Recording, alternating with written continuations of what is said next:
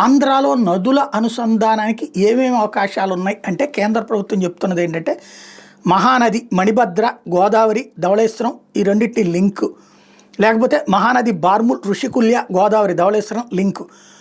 దీనివల్ల ఆంధ్రప్రదేశ్ ఒరిస్సా రాష్ట్రాలు ప్రయోజనాలు పొందుతాయి. ప్రస్తుతం దీని ఫిజిబిలిటీ చెక్ చేస్తుంది కేంద్ర ప్రభుత్వం. అట్లా గోదావరి పోలవరం కృష్ణా విజయవాడ లింక్ ఆంధ్రప్రదేశ్ కర్ణాటక మహారాష్ట్ర తెలంగాణ 4 రాష్ట్రాలకి దీనివల్ల ప్రయోజనం ఉంటుంది. దీనికి ఫిజిబిలిటీ ఇది అడుగుతున్నారు. అట్లాగే గోదావరి ఇచ్చెంపల్లి కృష్ణా నాగార్జున సాగర్ లింకు, లేదా గోదావరి ఇచ్చెంపల్లి జానంపేట కృష్ణా నాగార్జున సాగర్ లింకు, ఇవి రెండు తెలంగాణకి ప్రయోజనం చేకూరుస్తే ఆంధ్రాకి ఏం ప్రయోజనం ఉండదు.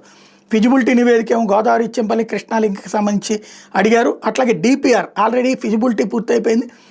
డీటెయిల్డ్ ప్రాజెక్ట్ రిపోర్ట్ వచ్చాడు. గోదావరి ఇచ్చెంపల్లి జానంపేట కృష్ణా నాగార్జున సాగర్ లింక్కి సంబంధించి డిపిఆర్ పూర్తయిపోయింది. గోదావరి ఇచ్చెంపల్లి ఎస్ఎస్ఎంపిపి కృష్ణ పులిచెంత లింకు తెలంగాణ ఆంధ్రప్రదేశ్ 2 రాష్ట్రాలకు ప్రయోజనం పొందిందట. ఇది డిపిఆర్ కూడా పూర్తి చేసేసారట. అంటే సైలెంట్గా జరిగిపోతుంది నదుల అనుసంధానం, మనకు తెలియకుండానే ఆ ప్రాజెక్టులు అయిపోతున్నాయి, మనకు ఎవరికి తెలియట్లేదు పబ్లిక్కి. అట్లాగే కృష్ణా పెన్నా లింక్ ఆంధ్రప్రదేశ్ డిపిఆర్ ముసాయిదా కూడా పూర్తయిపోయిందట. కృష్ణా నాగార్జున సాగర్ పెన్నా సోమశిల లింక్ డిపిఆర్ కూడా పూర్తయిపోయిందట.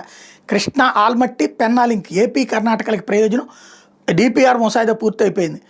అట్లాగే అహోబిలం పెన్నా సోమశిల కావేరీ గ్రాండ్ ఆనికట్ లింకు ఆంధ్రప్రదేశ్ తమిళనాడు పుదుచ్చేరి ముగ్గురికి బెనిఫిట్ అవుతుందంటే ఇది కూడా డిపిఆర్ పూర్తయిందంటే. డిపిఆర్ పూర్తయిందంటే కేంద్రం ఓకే చేస్తే డబ్బులు ఇచ్చేసినట్టే. అంటే నదుల అనుసంధాన ప్రక్రియ హడావిడి లేకుండా కూల్గా చేసుకెళ్తున్నారు. ఎందుకంటే ఇది పెద్ద ప్రకటన చేయగానే రాష్ట్రాలు ప్రతిపక్షాలు ఈ గోళ్ళు ఉంటాయి కాబట్టి.